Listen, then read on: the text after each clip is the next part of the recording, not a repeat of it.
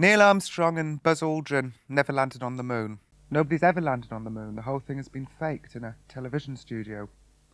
Out of all the conspiracy theories, this is possibly the most cogent, with hard photographic evidence and motives ranging from the nebulous to the persuasive.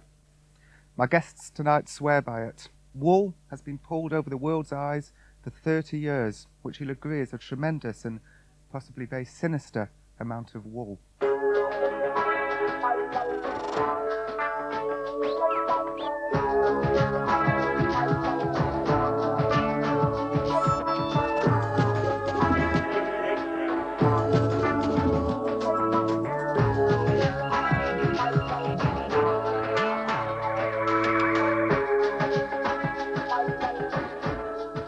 I'm David Percy.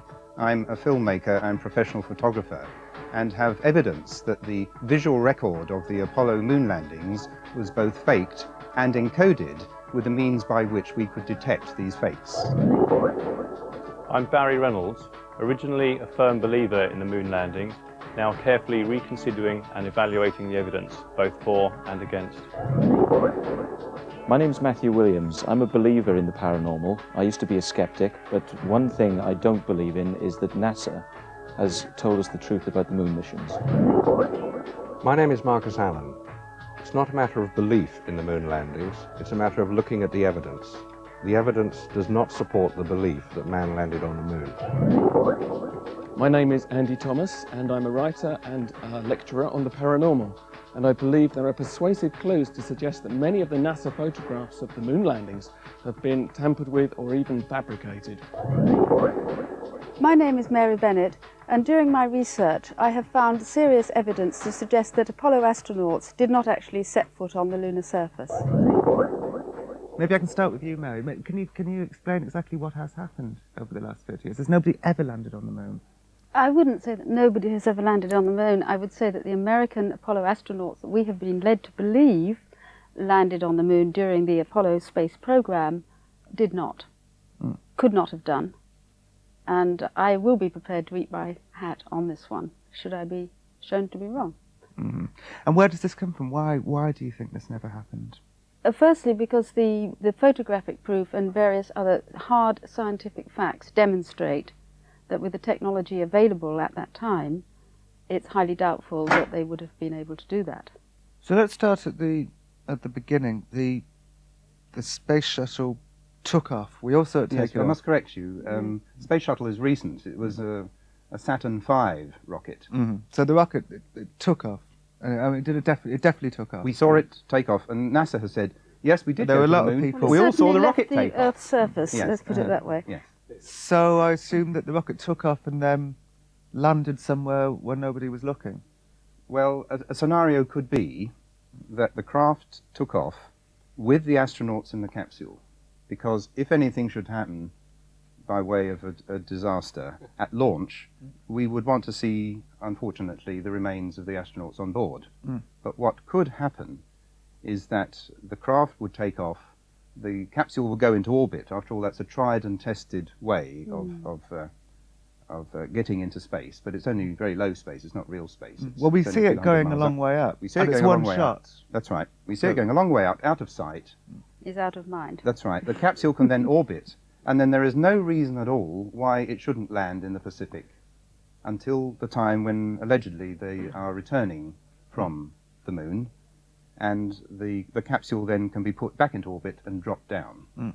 Now, what happened in between, of course, is what we're going to discuss today. I mean, the point is that why would they want to fake it? And that's what the question people would ask. But, I mean, it was so politically important at the time to get men on the moon, to beat Russia, be the first on the moon, that really when you've got those high stakes that anything could go wrong, and there's a million things that could go wrong, and as they say, not one thing went wrong, everything went right. They were very lucky that they got there in one piece. And with those sorts of odds, would somebody have said, well, okay, we can say they went to the moon, but nobody will know. But for our purposes and for the rest of the world, we will look like the world leaders in space.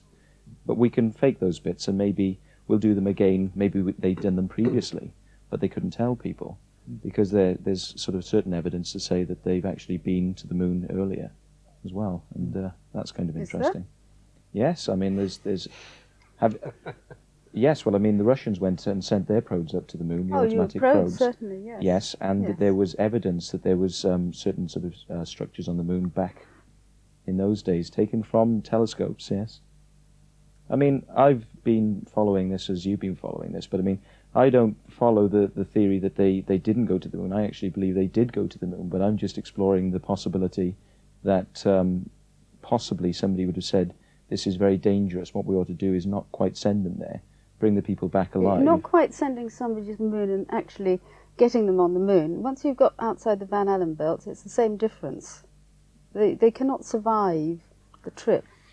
The radiation yes, is you mean the far too radiation strong. stories, yes. Once you're outside there, whether you not quite is the same as being dead. Do we know that that's Yes. true for certain, that you can't survive outside the Van Allen belts without several feet of lead? I mean, is that a proven You can't fact? get several feet of lead off the planet with the rocket technology Shall we that they had in explain the actually what the 60s. Van Allen belt is? Yeah. I assume that's an area somewhere over the ozone layer. Which Yes, it's way beyond the ozone layer. It stretches between about 600 miles and many thousands of miles out into space. When we talk of the space shuttle going into orbit, this is only a few hundred miles up. It's 200 designed between only... 200 and 300 miles up. That's correct. It. That's That's it. as far as anybody goes. But the Van Allen belt is the belt that protects us on this planet. Living on this planet is equal to being protected by about 10 meters or over 30 feet of water. That's the protection from radiation that we get walking around on the surface of this planet. Now imagine being in a tin can, going through the radiation belt, which is very, very intense, and beyond the Van Allen belt, there's no protection at all. So we're going virtually naked before creation, beyond a protective belt of our planet, in a tin can and in basically a linen suit with a plastic visor. Which we don't keep down because we want to have a Yes. look out. Now, the scientific measurement of what happens to you beyond the Van Allen belt is very interesting. If you are exposed to more than 300 REMs, which is the measurement they used in the 60s, you are likely to die within a few days, perhaps 40%. 500 REMs and about 50% of people will be dead in a few days. So you say it's physically impossible that anybody's ever been on the moon. It's never Didn't happened. actually say that. No, you can send anyone But in the or 60s any living thing to the moon, but can, as Kennedy said that they wanted to do, can you bring them back alive? That's the question. Because if they're fried, you can get them there, perhaps. But if you have But they've people all like been Armstrong and Aldrin Well, they've still all been alive, interviewed on TV afterwards. All of them, haven't they? yes, yes. Ooh. Yeah. So Maybe they could they never have didn't. gone up there in the first Well, place. this is the That's conclusion right. one has to come to. Maybe they didn't go as far, did they? Maybe they And were still you see, inside the only the safe protected distance belt. to go is Yes. up to the point of the Van Allen belt, which is where the shuttle goes. Well below. Well below, in 300. fact. They It goes won't only go halfway higher. there. So where do you come from? You're a photographer, and so you looked at these photographs as a professional photographer rather Yes. than as somebody who was interested in conspiracy theories. Yes, there was no conspiracy in the early days. In fact, I used to be a cinema projectionist, and in the 60s, I was running a cinema in Hampstead, the classic Hampstead. And when we landed on the moon, I put up a slide to the audience. I said, July, we put the date at the top, 20th of July, 1969, man has set foot on the moon. It's exactly what I wrote on this slide. And did everybody in the They audience... all clapped and cheered, and it was up there for quite a few minutes. And it was Did they not, wonderful. after a while, say, can we see the film now? Well, the film, still going. The film is still going. This was superimposed over the picture. Oh, that Really? must have really pleased them. I know, it's Intense exciting. drama. And it was moment. wonderful. And a lot of people watched it live on television and so forth. But because I'm also a filmmaker, I got a hold of the material that was the alleged tele-recordings of the transmissions. There are many hours, over 80 hours worth, of transmissions, allegedly from the moon. And I started comparing these photographs, which are full of holes in themselves, with the TV coverage. I think one example I could give you is of Aldrin coming down the ladder. It's quite a famous picture. In fact, there are a set of pictures. So not only do we have problems with the lighting, where we can see quite clearly that despite the fact he's coming down the ladder in the shade, he's perfectly bright, equally bright to the surface of the moon beyond him. And Neil Armstrong wasn't standing Well, there interestingly with a enough, flash. Neil Armstrong has to be standing here in order to take the picture. But when you look at the television coverage of our friend coming down the ladder, Neil Armstrong is standing somewhere else. He can't have taken that picture. And he didn't have a flash He either. had no flash and no lights. And also, the television coverage, Aldrin's coming down the ladder, and he never ever, unless I miss it, he never ever sticks his leg out like that. He comes down the ladder with 2 feet more or less next to one another at every rung. Okay. Now, the interesting thing is there are a set of pictures. When one looks at the dupe of the roll of film allegedly from Armstrong's camera, you see the hatch close, then you see him emerging, and then you see him partly the way down. Then Armstrong decides to take a picture of the leg of the LEM, and then he decides to take a picture of the engine cowling of the LEM. Then he comes back and continues Aldrin's descent, with the camera lined up exactly in the same way as it was for the earlier pictures. And he's still not standing in the right place, and in the television coverage he doesn't move. And we also have to say that that's very talented because you haven't got a viewfinder. That's a very important point. This camera is a Hasselblad camera, and the back of the camera comes off with a film in it, right? And then you can change the film, or change from black and white to colour, by unclipping the back, putting in a plate, just like the old photographers used to have to protect the plate from being fogged by the light.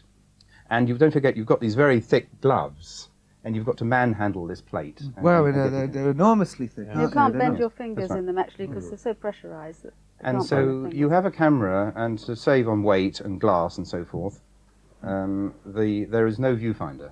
And there's also no exposure meter. You have a little card that says, almost like cloudy bright F11. Right? So you have to get your exposures right, despite the fact that 1 minute you're photographing an engine cowling, the next minute you're photographing somebody in the shade. Okay. Now, any photographer will see, when you look at the original colour picture of that it's lit. That's the point. Lights are used. We've even done a blow-up of the sole of the foot, and you can see the direction from which the light is coming.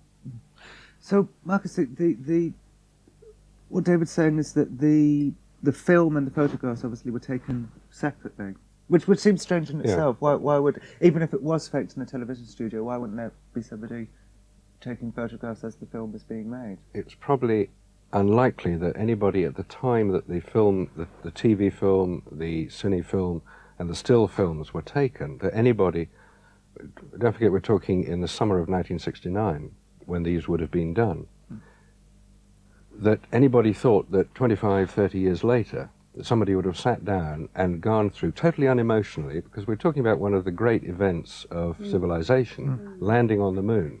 I stayed up and watched it. A lot of people watched it. We really felt proud that this had been achieved. And we didn't question it. The evidence was in front of us. There they were, the photographs. We'd heard about the moon rock that was going to be on show in the Science Museum. We'd seen the astronauts come back. We'd seen the president greet them. You don't fake something like that, do you? Of course not. This is 1969. The world got a lot more cynical since then. And you don't think they were doing such as Matthew says, there are reasons why it was so important for America to be seen to be successful in space. Because Russia, though Russia had beaten America into space in the first place by getting Sputnik up there, by getting the first man up there, America's pride was severely dented. Kennedy comes out with his great challenge to land a man on the moon and return him safely to the Earth by the end of the decade. And they did it. And America was proud. America was the leading country. But now supposing during the time that they were looking at how to get a man to the moon, the scientists came to the conclusion that it was actually impossible, that there were too many obstacles to overcome within the time frame. The radiation, which I think has been overlooked as a major obstacle. Sure, you can put satellites and craft up there that are not organic. You start putting organic matter, i.e. people, up there, and you've got a completely different ballgame. Yes, you can put man up there, but you've got to have 6 foot of lead shielding, and that wasn't there. So if they then got the idea, well, we're going to have to show that we did it for political reasons, Right, now we've got these big studios, we've got Hollywood, we've got all the special effects. They had a deadline. This was the date, the rocket had gone up, they had to get there 3 days later, they had to land, they had to have the television transmissions, then they had to come back 3 days after that. And just the fact of coming back from the moon is a major problem, major technical problem to get through the little window. It's only 40 miles wide that you have to get your spacecraft to. Right angle. At the right angle. If it's too shallow, it bounces off and you orbit the sun forever. If it's too steep, you burn up. Little cinders picked up out of the Pacific. Not a good idea when the president's waiting. So you've got this whole pressure to produce a convincing scenario. I believed it. At the time, most people believed it. The main point we want to get across is that we feel that this is intentional. We don't think that this is sloppiness. We think that this work was done under the eyes or under the nose of NASA, that they would have seen the pictures. You don't think NASA is going to willingly publish this picture if they know it to be phony or if they know there's something wrong with it. They probably thought, oh, that's a good picture of Aldrin coming down the ladder. They aren't experts. You don't have a dog and bark as well. So if you've got your photographic experts taking the pictures, all that you're going to do is approve it. And one of the photographic experts you're saying was putting in these clues, well, hoping that somebody like you would... I think a possible scenario is that the team, the photographic team, and the compositors and the printers, they all realised what was going on, and they must have been party, some of them at least. Not everybody needed to know. So deliberate that they'd actually say to the person playing Buzz Aldrin, assuming Yes. that isn't the real Buzz Aldrin. Yes. Good point. I think Stick your leg there's out. no way, yes, and make sure that the lighting hitting the boot is directional, and just as with your shoe, there's a tread, and you can see by analysing the tread exactly where the light is positioned. Now, Goodness. that was thought through. Somebody must have thought that through.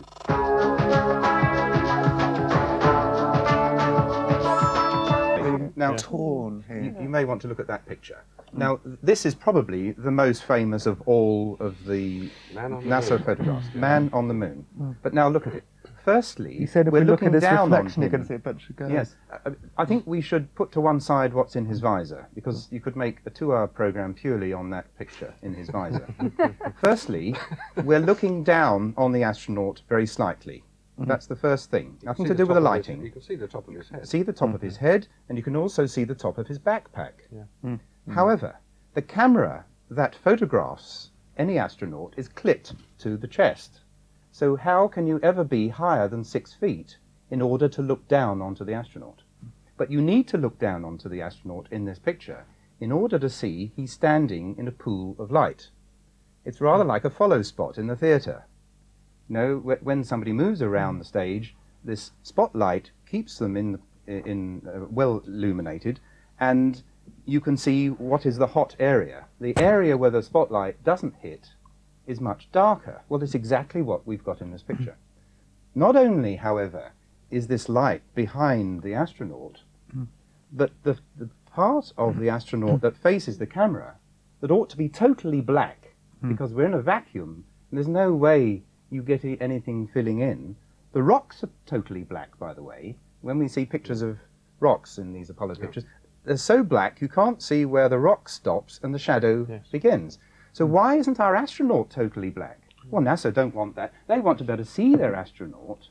So what one does in a photographic studio, even in this studio one would do it if one was photographing something like a car or a pack shot of a product. You bring in your polystyrene, you bring in your reflector board, or you use another soft light, and you fill in, and you almost fight the light that's lighting from the primary source. And that's exactly what we see in this picture. In the distance, left and right, the horizon, it's very dark. It's almost a stop or two darker than our subject. But He's it's supposed to be standing in a illuminated by pool the sun, of light. which is a Natural totally sunlight, Is this level how light illumination. behaves? Yes, the horizon should be lit up as much as the rest of the picture. Yes. And this has not occurred to anybody. He cannot be standing in a pool of light if he's lit by the sun. It has to be lit. That means a studio. Unless, of course, that this was a specially prepared batch of film by Kodak. Well, we have spoken to Kodak about this, Have we? and we know What have they that it's said? ordinary Ordinary Ektachrome Ektachrome. 160 ASA, as it used to be called in those days, film that anyone could buy. There was nothing special about it at all. It was 70mm But film with surely sprockets. there must have been something special about it, because we know that on the moon's surface the temperature is extreme. It's either very hot or very cold.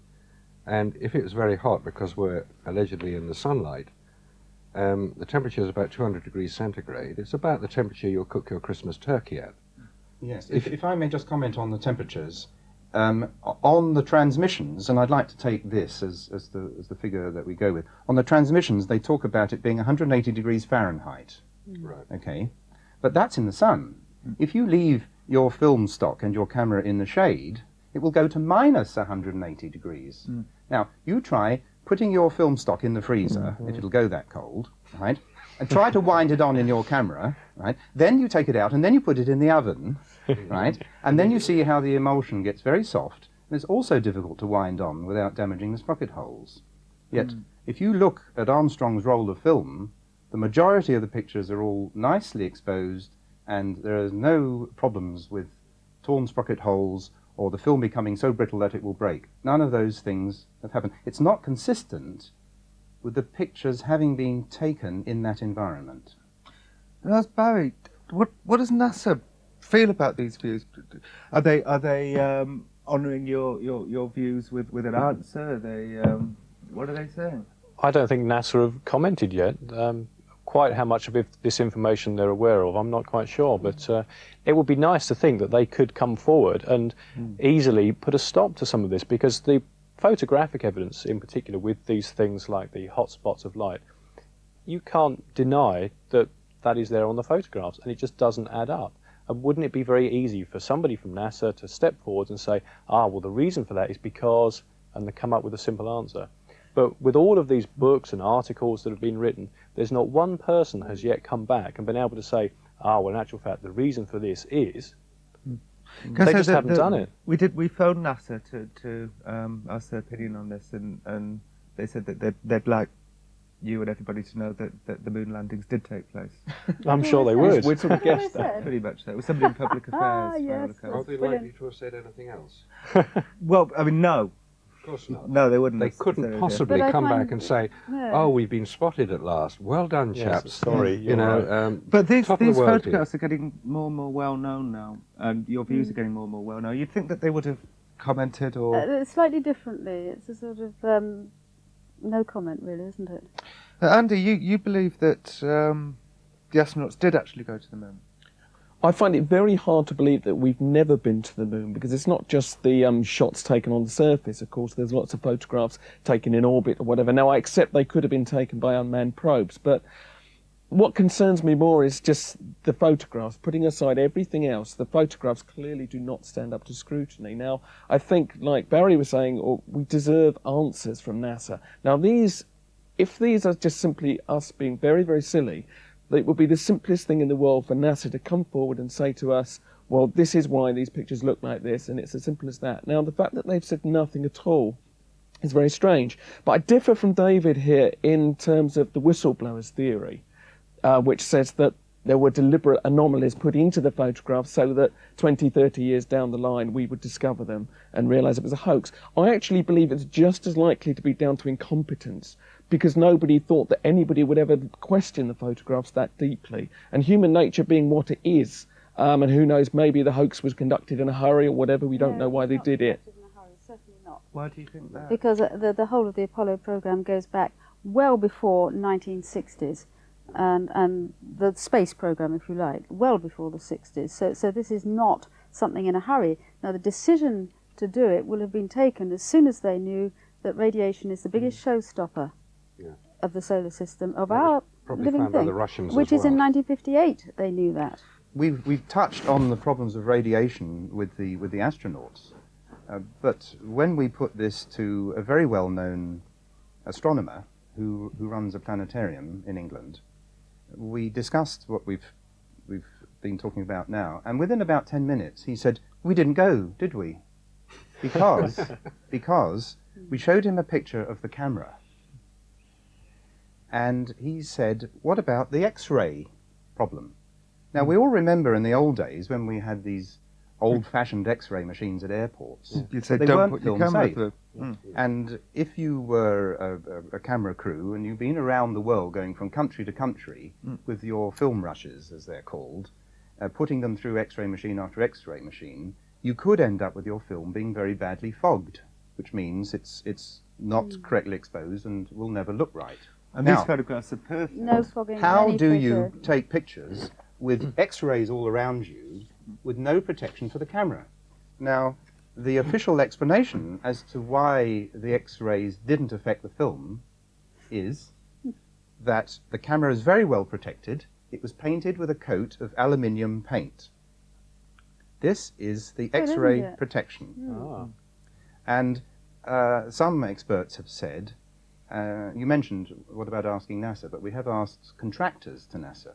And they said, well, it must have been all right because, look, the pictures are fine.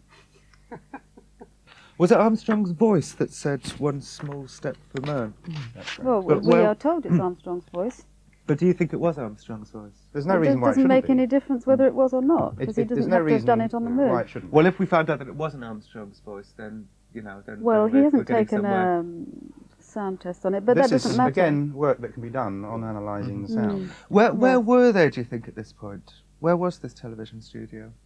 Well, I don't think we should speculate as to where it was. I don't think it matters. It could be in the Nevada desert. It could be what they've been doing in Area 51. You know, if you have got a big moon set somewhere, that would be a reason why you wouldn't want people flying over it. Spot all these That's right. things lying around.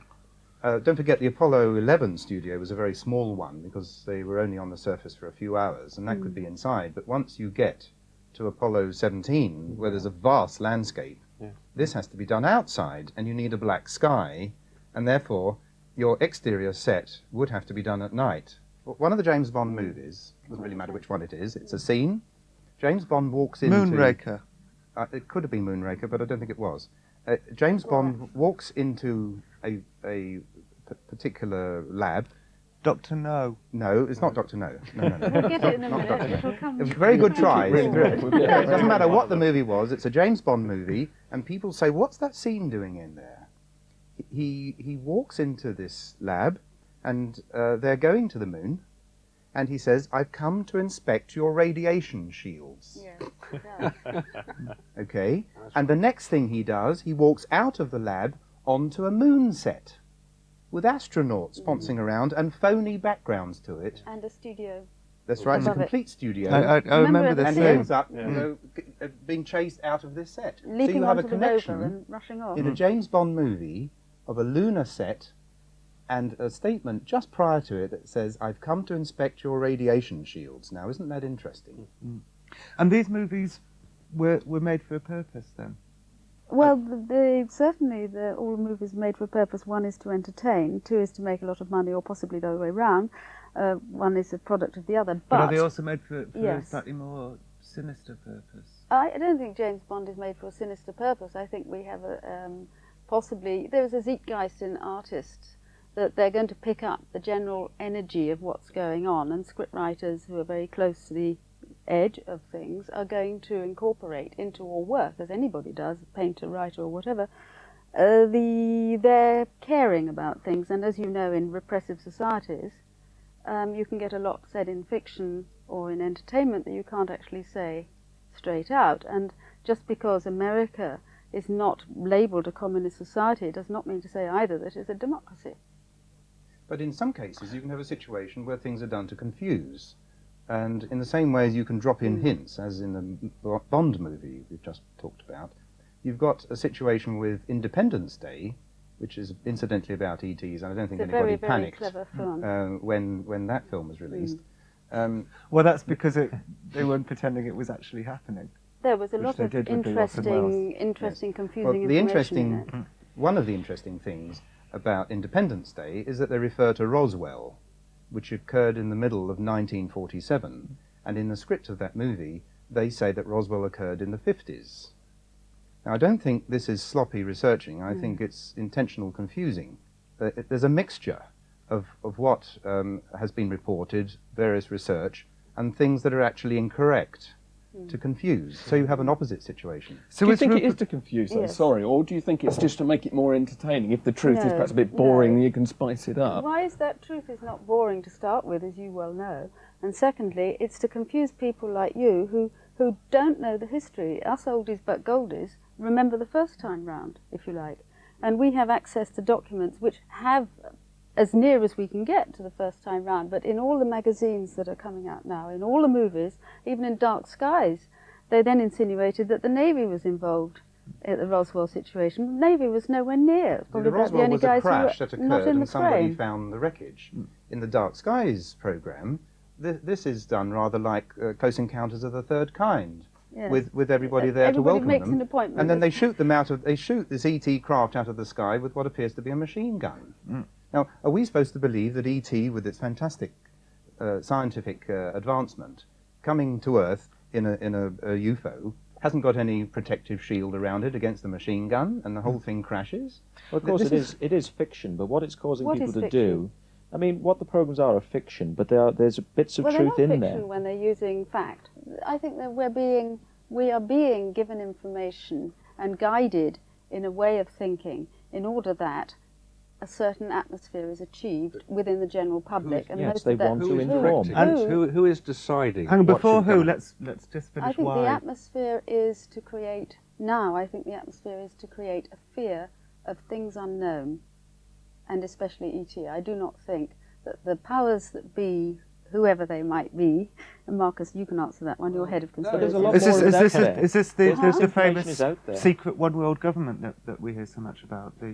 Well, The elders as of to whether Zion. there is a secret one world Well, that's government, really the evidence cool. for it is, shall we say, not exactly coming out of every newspaper and television program one reads. There is a rumour of it. There is certainly that is an explanation offered by many people for certain unexplained and unconnected events, which, by saying, well, it must be the secret one world government, whoever they are, it explains things which are inexplicable.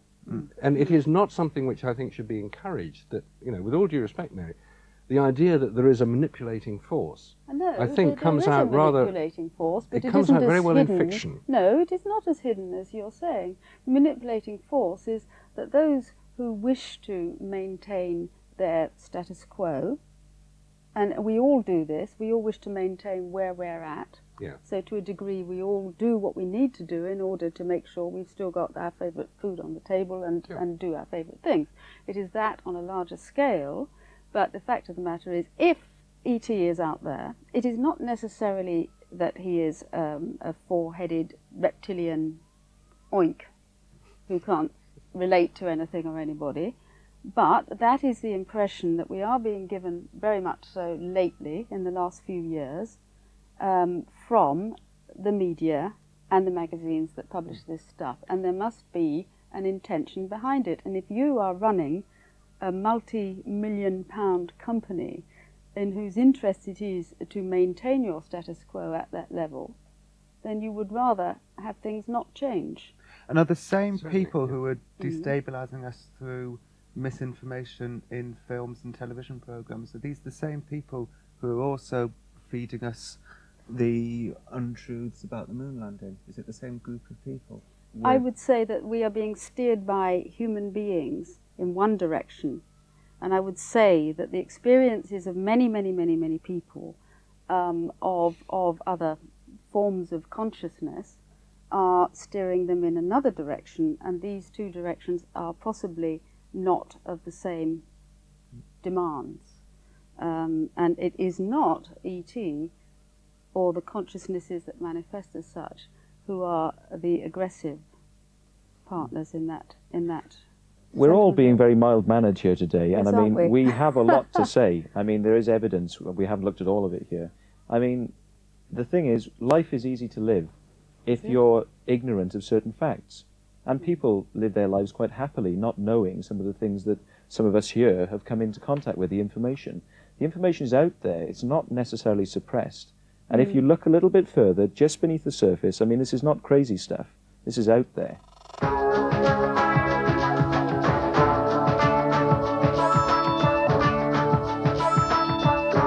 We started with these photographs, maybe we can end with them. That picture is interesting for two reasons. A, you can see the lem there with nothing disturbing to the rock, and B, you can see shadows going in crazy directions. You'd expect a dust blast or something, wouldn't you? You know, absolutely. Well, dust. there are so many different statements about dust. You know, one mission will say, "Oh, kicking up a lot of dust." The other will say, "Oh, no dust here."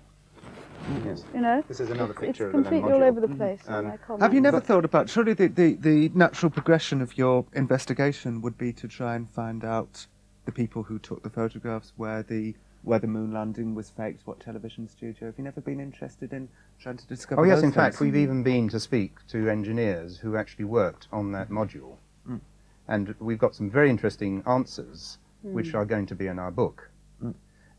But there is something else that anyone can test, and it's a very interesting thing to do. If anyone has an encyclopedia, like the Grolier Encyclopedia on CD-ROM, you not only see the footage, the alleged footage, of us coming down, landing on the moon, okay, but you hear Armstrong's voice saying that he's giving a countdown as to how things are progressing, mentions the phrase, picking up a little dust, and so forth, and we see the touchdown. Now, as a filmmaker, one has filmed in many places. Helicopters, Boeing 747s, even a guy piloting a bobsleigh on the San Moritz bobsleigh run. You get a lot of And dust. you cannot hear a word they say unless they shout, unless there's stress in the voice, unless there's tension. This capsule was pressurized. They weren't yet wearing their spacesuits, so they were alive, allegedly. So how are they able to say, picking up a little dust, with complete silence in the background? It's, in my view, it's more whistleblowing, because it would be easier to add the rumble. Now, don't forget, he's standing over on top of this engine that has 10,000 pounds of thrust throbbing away. I mean, if you were to watch a rocket being launched at Cape in America or in Russia or anywhere where we launch rockets, you have to stand more than a mile away. This is dangerous and noisy. If a rocket ever falls over, the blast will blast things at a tremendous rate, with tremendous force. Imagine your sofa is just above a rocket with 10,000 pounds of thrust, and you're just talking as cool as a cucumber. He was very calm. The Eagle has landed. But he was representing America. He had to be calm. This was a big moment. Well, for him. Exactly, but it's phony. It isn't real. That he had done many hundreds of simulations. He'd spent many months, all the astronauts. Yes, he spent over a year worked in preparing simulators, information just on as airline simulators. pilots today work in simulators. What do you do if all 4 engines die on you and you've got a thunder? You know, the astronauts trained in simulators. Armstrong was known to be one of the coolest pilots. He was, incidentally, Armstrong was a civilian. No, he was not. Military. He was not a civilian. He belongs to Edwards Air Force Base. He was flying X-15s or whatever it was. He used to fly the X-15s out of Edwards Air Force Base. Have any of you ever tried to approach Neil Armstrong to talk to him about this? We know somebody who has. He's a reporter in America, and he once went to see Neil Armstrong. He lives in a farm in the middle of nowhere. Unlike Aldrin, who has been doing the circuit for many years and endeavouring to put a brave front on all this, Armstrong won't talk to anybody. Anyway, this reporter, who's a television reporter, went along to Armstrong's place, knocked on the door, said, "Could I speak to you, please?" Armstrong said, "If you ever come back here again, you'll be physically removed from these premises." He did go back again, and he was physically removed, and he has got it on video. And did Now, he say to is Neil this consistent with a man who went to the moon in peace for all mankind? Yeah. He will not discuss it. He's given his 10 interviews over the last few years that he's obliged to give, and he will not give any more. Why can't he be courteous? Why can't he say, "Look, I've retired, it's all in the books"? Why say to someone, allegedly, that if you return here again, you'll be forcibly removed? Maybe he got sick of it, moon this, moon that. Why would you get sick of something unless you're really sick of it? Well, if it was a very small part of his life, of course. What? It was just, It's the biggest thing that ever happened to Absolutely. him. Well, exactly. Would you not And think? he's- Yes, and he's exactly. spending the rest of his And life living in the shadow of it. For one of the researchers, a journalist contacted Aldrin quite recently and said, "What about all this stuff that we may not have gone to the moon?" And he came out with a lot of very interesting comments, which don't answer the question at all. He could easily have said, and I think if I had been, or if anybody else had been there, he would have said, "I don't care what you have to say. I stood on the surface of the moon. I was overawed. I couldn't believe the majesty of the stars that were around me. Well, they can't It say was that. so moving. It was the most fantastic thing that ever happened to me. No one can ever take it away from me, and I don't care what anybody ever says. I was on the moon, and it was amazing.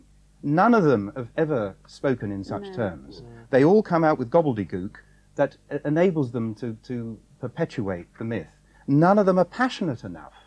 None of them are acting consistently with having been where they allegedly have been. But this does raise an interesting point, though, that we're not just talking about one mission here.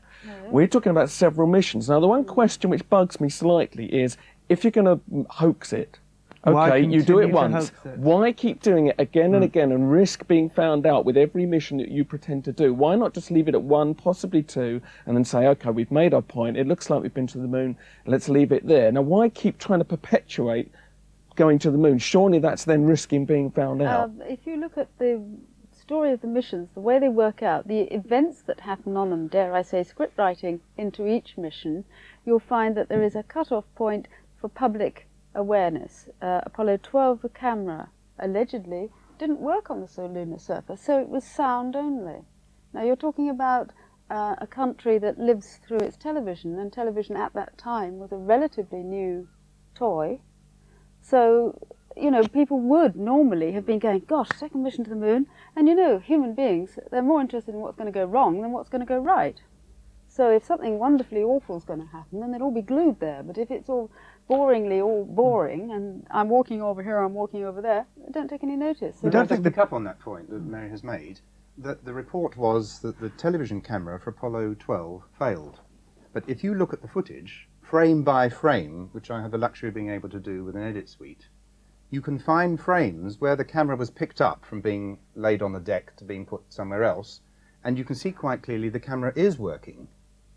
So, if this is correct, if the camera was working, and it was working when they came down the ladder, why didn't someone at Mission Control say, come on guys, put the camera on the legs, we want to see what you're doing? Never, for over half an hour, does anyone tell them to do something about this camera that isn't set up.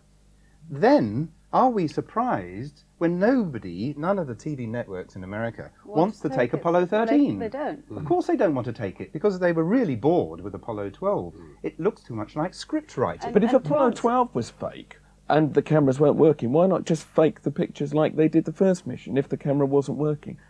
Why say the camera wasn't working? Why not come up with pictures like they did the first time? Well, they did. They took The stills photographs. were faked. Allegedly, they still went. Whatever happened, I mean, there is one possible scenario here that all these Apollo missions are a front for what might have really happened. Yeah. The shop window version. Which is what? Well, I don't think we've got time to go into that today, but we haven't, I think John, that's yeah. more likely. I think that's more Yes, likely than it okay. never happened at all. That what No, we're presented with here, what these pictures are not the true story, but there is Correct. a true story to be Yes, told. yes, of but course we're there just is. talking about the shop window version for the moment. Okay. Now, if you want Apollo 13 to happen, in other words, if it's part of the planned Shop window. scenario, that the things will get grander and grander, but you need Apollo 13 in order to draw people's attention, you then have got to make sure that they're not particularly enamored with 12. Okay? Are you suggesting that the Apollo 13, the mishap was staged? Well, Yes. everything, we're Everything saying is everything staged. is staged. Yes, definitely the Therefore, mishap's Apollo staged. 13 was a script at the beginning, just in the same way as the movie. In fact, the movie that you see is a script. Okay? And that's what happened with Apollo 13, really. Nobody went to the moon and nearly landed and then safely got back through the narrow window that Marcus has described, using this LEM engine. No one did that, in our view. So Apollo 13 was staged for ratings purposes? It was staged in order, yes, for funding. Because Funding, yes. NASA is slowly finding its funding is being reduced. They wanted to go further and further and have more missions. This was the answer. If there were planned to be more missions, and if these are pictures that are just literally fronting the situation, they have to carry on doing it. You also have to justify the funding that you have had. Can I ask, was the Challenger explosion staged? The explosion was real, Question. but how it occurred is another matter.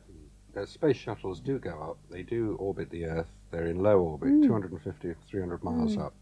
There's no problem You about mean the that at actual, all. don't you? Yeah, what do you think it was deliberately I don't think we should exploded? comment on that now, but I think there's more to it than perhaps we know. One thing that we haven't touched on really is the reasons why you've become so fascinated in this. Not It's the about information. integrity and truth, isn't it? And it's about the future of this planet, because although America has the biggest space agency at one point and Russia have an extremely efficient space agency, you actually have humanity is dependent upon the integrity of those people who are exploring frontiers that most of us, can't go to at the moment. So we are dependent upon them for the quality of information and of learning about our universe. And therefore, if there's something wrong, then everybody deserves to be given the chance to make their own opinion. Because we cannot live in fear and doubt and not be able to trust the information that we're given. And why are you the person to filter through this information? I am not the chosen one to filter through this information. It happens to be that I have fallen upon it through other work and circumstances. Everybody's doing it. We're all doing it. You're doing it by asking the questions.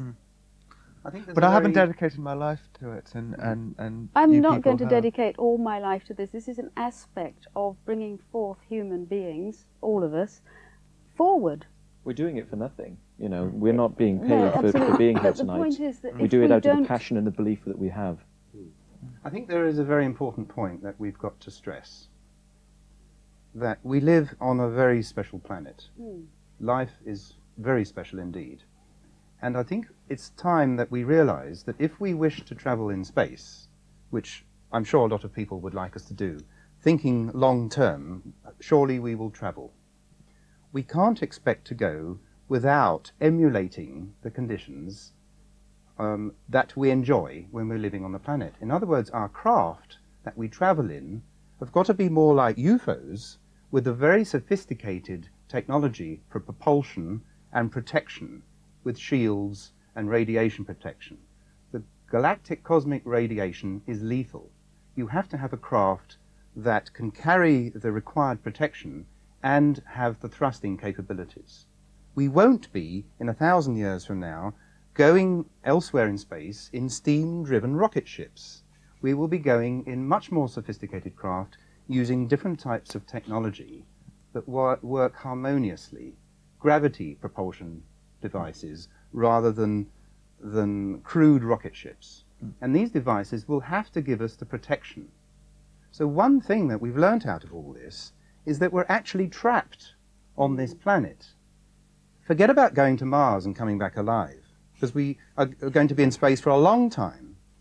We cannot travel in space out beyond the Van Allen belt without the right craft. This is where the energy must be placed. If NASA want to know what to do next, maybe respectfully we should suggest to them they start looking at advanced technologies with gravity propulsion devices that protect their astronauts. And if your photographs are proved beyond doubt to be true, your research is proved beyond doubt to be true, you're sitting on a gold mine here. Bigger than Watergate. Well, I don't think it's the gold mine. We're not interested in the money. We're interested in the advancement of humankind. We're interested in the progress of us all as the people of this planet. We don't want to be fobbed off with excuses and reasons why or evidence that is cooked. We want to really go to these places. We want to be proud of our achievements, not hide behind fakes. Yeah, exactly. I mean, we've been fed this information, we've believed it.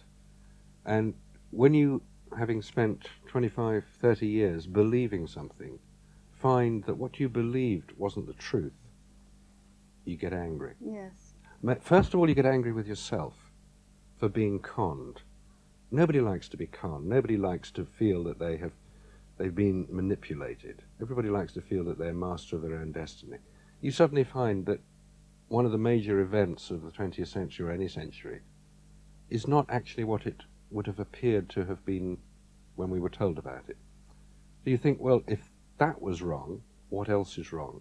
And you then dismantle the whole of one's belief, of your belief system, and you start building it back up again.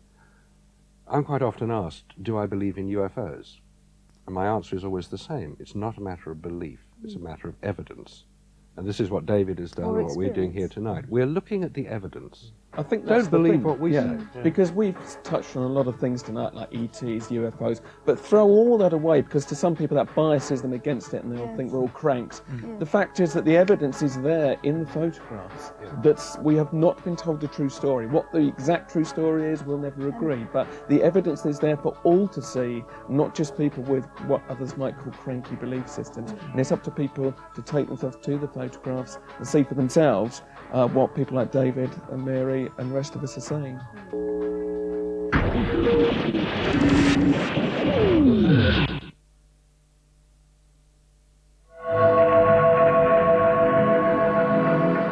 And that's where Channel 4's Walking on the Moon season splashes down.